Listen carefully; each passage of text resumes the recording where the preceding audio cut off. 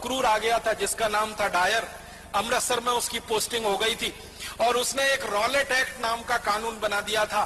तो उस Rowlatt act के विरोध में 14 अप्रैल 1919 को जलियांवाला बाग में एक बड़ी सभा हुई थी जिसमें 25,000 लोग शामिल हुए थे। उस बड़ी सभा पर डायर ने अंधाधुंध गोलियां चलाई थी। आप अंदाजा लगा सकते हैं, अगर आप में से किसी भाई ने और बहन ने पुलिस में नौकरी की हो या सेना में नौकरी की हो तो इस बात का अंदाजा उनको बहुत अच्छे से लगेगा।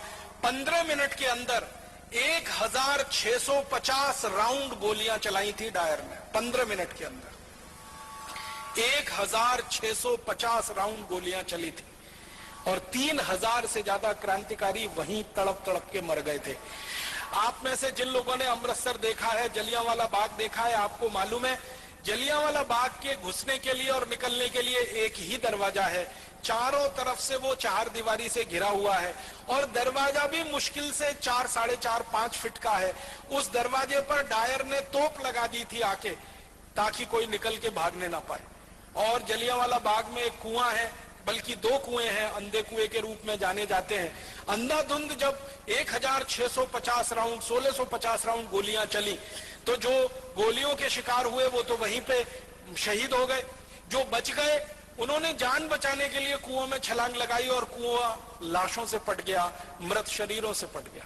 और 15 मिनट तक अंधाधुंध गोलियां चलाकर हंसते हुए खिलखिलाते हुए डायर वहां से चला गया। रास्ते में जाते हुए अमृतसर की सड़कों के दोनों तरफ जो भी भारतीय नागरिक उसको मिला उनको गोलियां मारकर पीछे तोप के मुंह से रस्सी से बांधकर घसीट कर वो लेके गया था।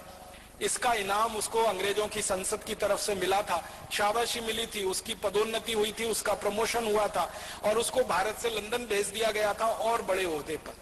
ऊधम सिंह उसी हत्याकांड के समय लोगों के बीच में शामिल थे और आप जानते हैं कि उनकी उम्र मुश्किल से उस समय 11-12 साल की हुआ करती थी।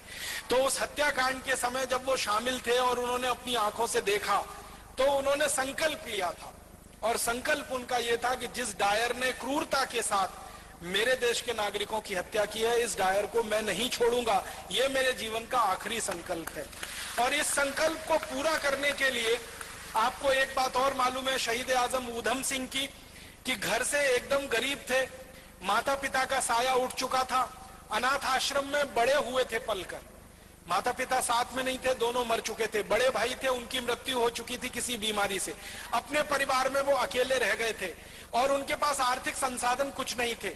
तो जब उन्होंने योजना बनाई डायर को मारने की, संकल्प पहले ले लिया और योजना बनाई तो लंदन जाना है, लंदन जाने के लिए पैसे चाहिए, पैसे कहां से आएंगे?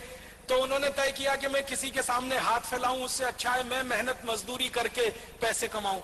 तो उन्होंने कारपेंटरी का काम सीखा, ये लकड़ी का काम जिसको हम कहते हैं, और लकड़ी का काम करते करते इतने पैसे जमा किए कि अमेरिका गए, फिर अमेरिका से लंदन पहुंच गए। लंदन पहुंच के फिर एक होटल में काम किया पानी पिलाने का, ताकि कुछ पैसे इकट्ठे हों और बंदूक खरीदी जा सके, पिस्तौल खरीदी जा सके। और ये सब काम करते करते शहीद आजम ऊधम सिंह को आप जानते हैं 21 साल लग गए। 1919 में जलियांवाला बाग हत्याकांड हुआ था, 1940 में जाकर उन्होंने अपना संकल्प पूरा कर पाया था। 21 साल वो पैसों के लिए परिश्रम के साथ कहीं ना कहीं अपने जीवन को लगाते हुए संकल्प के लिए जिंदा थे।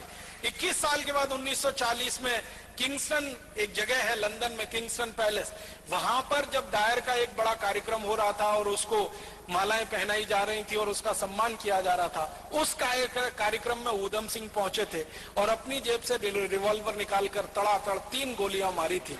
और 3 गोलियां मारकर एक ही वाक्य कहा था कि आज मैंने 21 साल पहले का मेरा संकल्प पूरा किया है और मैं अब इसके बाद 1 मिनट जिंदा नहीं रहना चाहता, 1 मिनट भी जिंदा नहीं रहना है, अब मेरे दिल की इच्छा पूरी हुई है। तो रिवॉल्वर को अंग्रेज अधिकारी के सामने जब उन्होंने सौंपा तो अंग्रेज अधिकारी के हाथ कांप रहे थे, उसको ये लगता था कि ये मुझे भी नहीं मार देगा। तो ऊधम सिंह ने कहा घबराओ मत, मेरी तुमसे कोई दुश्मनी नहीं है, मेरी तो डायर से दुश्मनी थी जिसने मेरे देश के 3000 लोगों को मारा। क्रांतिकारियों का इतना ऊंचा आदर्श कि जो संकल्प लिया है उसी की पूर्ति के लिए जीवन लगा देना है, उसमें 10 साल लगे, 15 साल लगे, 20 साल लगे, 21 साल लगे, ये शहीद